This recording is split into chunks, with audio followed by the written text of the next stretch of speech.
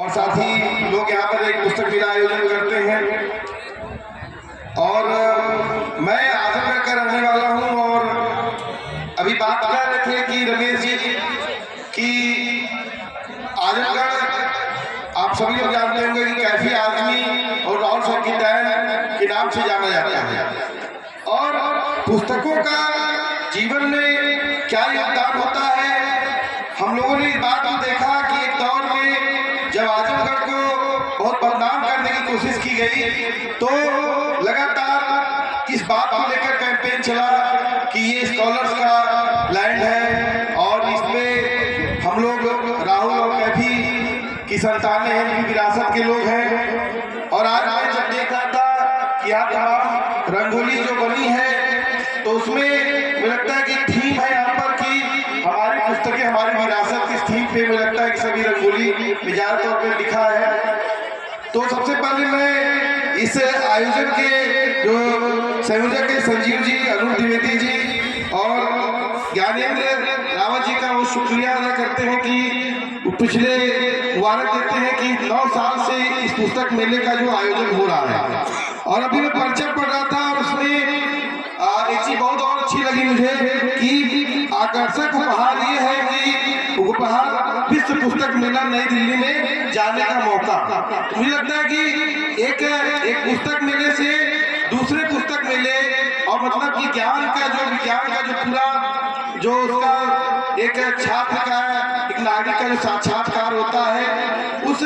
बेहतर दुनिया को बनाने के लिए जो ये प्रयास चल रहा है तो इस प्रयास में हम लोग को भी आने का आज मौका मिला।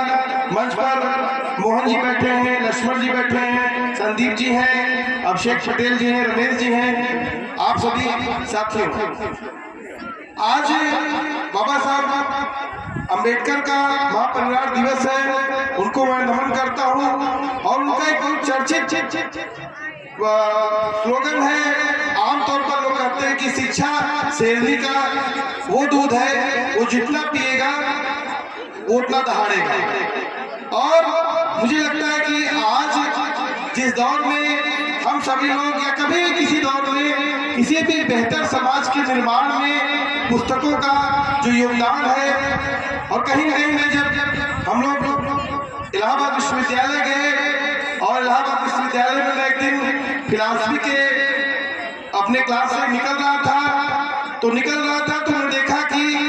वहां पर राहुल संगीतन का एक पोस्टर लगा था और भागो नहीं दुनिया को बदलो। तो मैंने देखी हम लोग आजमगढ़ के हैं तो वहां पर अखबारों में राहुल जी के बारे में, कैफी जी के बारे में पढ़ने को मिलता था। और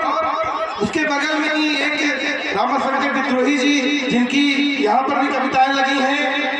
उनकी कविता लगी थी कि और कहीं न कहीं उन कविताओं को, उन पोस्टर को पढ़ करके जो मुझे समझ में आया कि हमको किस छात्र संगठन से जुड़ना चाहिए, किस छात्र राजनीति से जुड़ना चाहिए। मुझे लगता है कि अगर मेरे पास राहुल जी को मैंने थोड़ा बहुत नहीं पढ़ा होता तो शायद एक सही दिशा में जाने का रास्ता वहां से मिलता है। आज जिस सब्जेक्ट के यहाँ पर बात रखने को यहाँ पर रखा गया है, जो सब्जेक्ट रखा है, अभी संदीप जी बात कर रहे थे कि यातायात पर। अभी पिछले दिनों मैं कानपुर जा रहा था और देखा कि कानपुर जब जा रहे थे तो एक बड़ी रोड बन रही है, रोड के ऊपर रोड बन रही है। और आप देखिए कि रोड के ऊपर रोड बन रही है और मैं जब धनतेरस और दीपावली का मौका था और मैं देखा कि अखबार में खबर थी कि अब की साल 60% अधिक कारों की बिक्री हुई है, मतलब कि ये रोडें नहीं बन रही है। और जो सब्जेक्ट आज है कि गांधीवाद ट्रस्टीशिप की वर्तमान में प्रासंगिकता, सवाल इस बात का है कि जो ये कॉर्पोरेट है, जो पूंजीपति है, जो इस देश में भी हम लोग ईस्ट इंडिया कंपनी के इसके शासन से हम लोग मुक्त हुए, तो दरअसल ये पूरा का पूरा जो सवाल है कि सहकारिता का जो सवाल है वो अगर इस उसका खामियाजा आम जनता को, गरीबों को भुगतना पड़ता है। और उसका सवाल यह है कि आज पिछले दिनों में एक अखबार में एक खबर पढ़ रहा था, हमारे आजमगढ़ की ही खबर थी कि एक लड़की जो कि क्लास 10th में थी और उस लड़की ने इसलिए आत्महत्या कर लिया कि उसके पिता उसको आगे की पढ़ाई नहीं करवा पा रहे थे। तो मतलब कि हम जब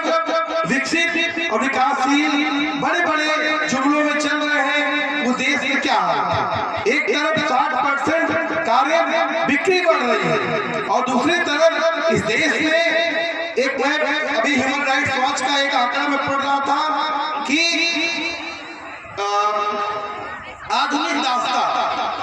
आधुनिक दास्तां बढ़ी है। और आधुनिक दास्तां पर एक रिपोर्ट ह्यूमन राइट्स वॉच की थी और उसमें आधुनिक दास्तां में जो 20 बड़े देश हैं, उनका जो लिस्ट है, उसमें उस आधुनिक दास्तां की लिस्ट में जो 5 नंबर के देश हैं, उसमें अमेरिका भी है और भारत भी है। और जब उस लिस्ट में आप देखेंगे तो भारत का नंबर पहले नंबर पे है, चौथे और 5वें नंबर पे अमेरिका का नंबर है। मतलब कि और उसमें लगभग जो आधुनिक दास्तां है उसका जब मीनिंग पढ़ते हैं गूगल पर तो बताता है कि इसमें जबरन मजदूरी या जबरन शादी। मतलब कि हम एक तरफ हम कह रहे हैं कि महाशक्ति बनने की बात कर रहे हैं, दूसरी तरफ हमारे यहाँ दास बन रहे हैं, गुलाम बन रहे हैं। तो मतलब कि कहीं न कहीं जो हमारा सिस्टमेटिक एक फेलुअर हो रहा है। और आज भी देखा जाए, मैंने पत्रकारिता की अपनी पढ़ाई भारतीय जनसंचार संस्थान IMC से मैंने किया और हमने जो एक हमारे क्या जब एक रिसर्च करना होता है, कोई एक पेपर को रिसर्च करना होता है, तो मैंने जनमोर्चा, एक फैजाबाद से निकलने वाला अखबार है, मैंने जनमोर्चा पर अपना रिसर्च किया। जनमोर्चा के संपादक शीतला सिंह जी थे और शीतला सिंह जी की जो पूरी उनकी वैचारिकी की थी, उनकी प्रतिबद्धता थी और लगातार तमाम सवालों को लेकर था, सेकुलरिज्म के सवाल पे था, तमाम सवालों पे था। और जनमोर्चा जो है इस देश में मात्र एक अखबार है जिसने 50 साल अपने पूरे किए। मतलब कि देश 75, 76, 77, 78 साल का हो गया है और इस देश सहकारिता, मतलब पूरा सहकारिता का पूरा हमारा मिशन ही जो है वो खत्म हो गया, चौपट हो गया। और आप देखिए कि आज हम लोग बात कर रहे हैं, आज भी बात करते हैं मीडिया पर और इसके पहले भी गुलाम भारत में भी हम मीडिया में बात करते थे। और उसमें देखिए कि जो फॉरेन डायरेक्ट इन्वेस्टमेंट है, FDI है, लगातार मीडिया में पढ़ा है। हम जब बात कर रहे हैं जो सहकारिता की, तो उसका फेलुअर जो होता है वो फेलुअर सिर्फ और सिर्फ किसी ऐसा नहीं है कि इसका फेलुअर पूरे समाज